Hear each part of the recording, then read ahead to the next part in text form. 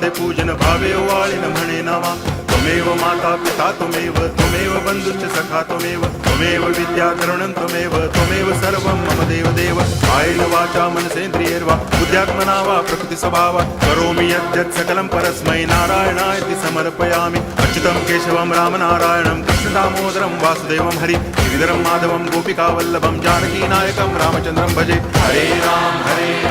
Ram Ram